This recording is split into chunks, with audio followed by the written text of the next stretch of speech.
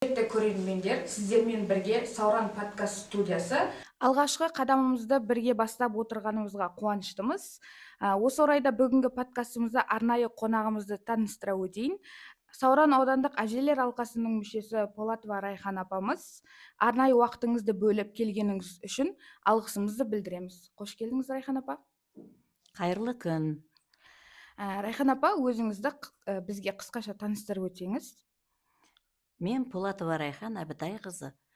Осы жасқа дейін жеке кәсіппен айналысып, өз ісімнің маманымын. Енді осы болашақта кейінгі ұрпақтарға тәлім тәрбие беріп, салт дәстүр туралы тәрбие беріп, келе жатқан анамын, келе жатқан әжемін. Салт дәстүрге деген қызығушылығыңыз қалай басталды? Салт дәстүрге деген қызығушылығымыз қанымыздан дарыған бойымызға. Одан қалса әже аталарымыз бізді салт дәстүрге тәрбиелеген сол кісілер. Салт дәстүрді ауылда жүріп, бір отбасында, дастархан басында әрдайым үлгі беріп жүрген біздің ата-анамыз. Салт дәстүр жайлы әңгімелер айтып, салт дәстүрді қалай жаңағы ортаға салып, әрбір әңгіменің басын сол салт дәстүрмен бізді тәрбиеледі. Тамаша. Сіз үшін руханият деген ұғым нені білдіреді? Руханият деген бұл бір ішкі тазалықтың белгісі. Имандылықпенен адамгершілік және де адамдарды тереңдете түсіне білетін, бұл біздің тілімізбен, дінімізбен байланысты емес. Бұл руханият мықты халықтың іргесі. Ешқашанда сөгілмейді. Бұл біздің тіліміздің, дініміздің және бабаларымыздың аманаты. Қазақтың салт дәстүрлерінің бүгінгі қоғамдағы орны қандай деп ойлайсыз? Қазір жаһандану заманы болса да, біз өз болмысымызды жоғалтпауымыз керек. Салт дәстүр біздің ұлттық кодымыз.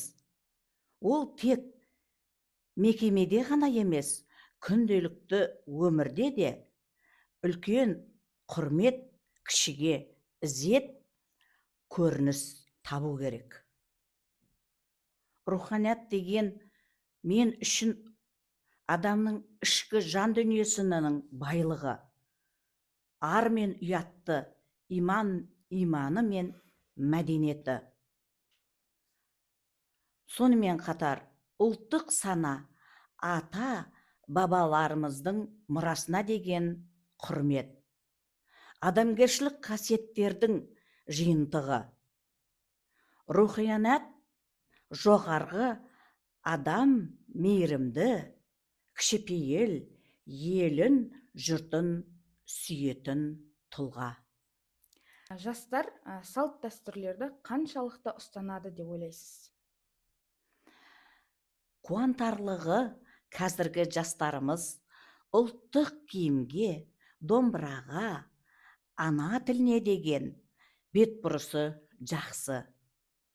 Тек формасына ғана емес, оның терең мағынасына үңіле білген абзал деп ойлаймын. Өзіңізге өміріңізде ерекше есте қалған қандай салт, яғни дәстүрлер бар? Есімде қалған әжемнің жаңа түскен келінге отқа май құю рәсімін жасатып, отбасының берекесін тілегені.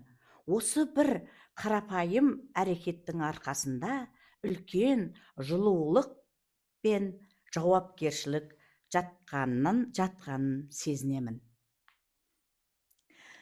Тәрбие беруде, яғни жастарға қазіргі уақытта бұрынғы мен қазіргі уақыттың айырмашылығы қандай деп ойлайсыз?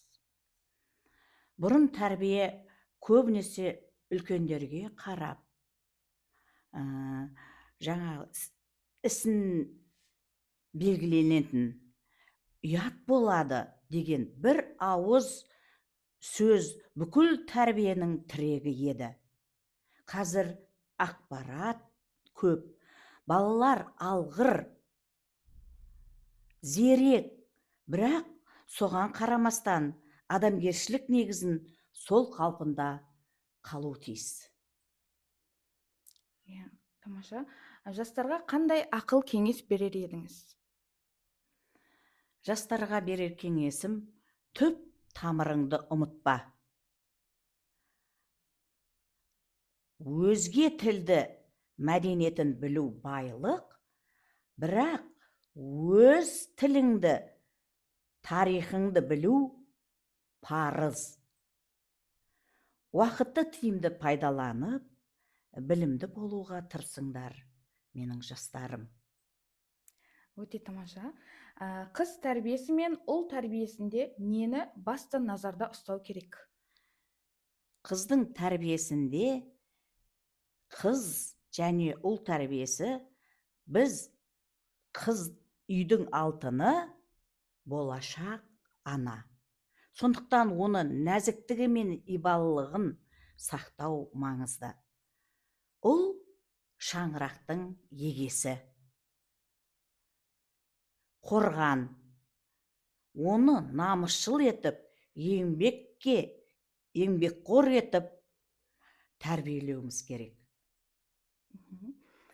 Ұлттық құндылықтарды сақтау үшін не істеу керек деп ойлайсыз? Ұлттық құндылықтарды сақтау үшін әр шаңырақтың шаттық орнасын, бүкіл құндылықтарымыз өшпесін, руханиятымыз бай, еліміз аман болсын. Әрқашанда елімізде көк туымыз аспанда желбіреп, әрқашанда аспанымыздан бұлт төнбей, еліміз тыныш, бейбітшілік болсын. Руханиятты дамыту үшін қоғамға қандай ұсыныстар айтар едіңіз?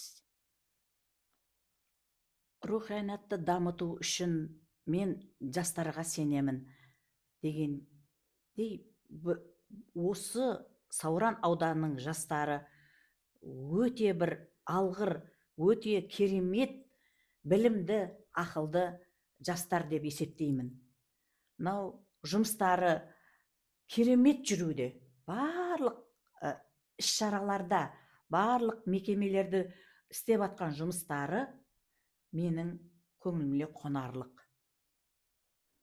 Руханият жастарына, мынау алғашқы ашылып атқан студиясына шығармашылық табыстар тілеймін. Әрқашанда жұмыстары алға баса берсін, үлкен жетістіктерге жете берсін. Сауран ауданы бұдан да үлкен студиялар болуларына шын жүректен тілектеспін. Енді сұхбатымызды түйіндеп кетсек, көрермендерге өзіңіздің ыстық лебізіңізді, яғни тілектеріңіз болса, айта кетсеңіз. Иә, мен көрермендерге тілерім, ең біріншіден, бірінші байлық денсаулық, барлықтарыңызға, отбасыларыңызға денсаулық тілеймін. Еліміз аман, жұртымыз тыныш болсын, аспанымыз ашық болсын, Сауран ауданының көркейіп, үлкен дәрежеге жете беруіне шын жүректен тілектеспін. Әрқашанда жүздеріңіз жарқын болсын, еңбектеріңіз жана берсін, әр отбасына амандық тілеймін.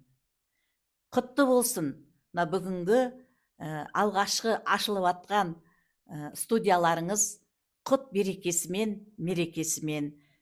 Әрқашанда осындай қызықты бағдарламаларыңыз көп болып, істеріңіз оңнан бола берсін. Еліміз тыныш, жұртымыз аман, бейбітшілік өмірде өмір сүрейік. Бүгінгі біздің сұхбатымызға келгеніңізге көп рахмет. Жастарға күшті үлгі, тәрбие беретін сұхбат болды.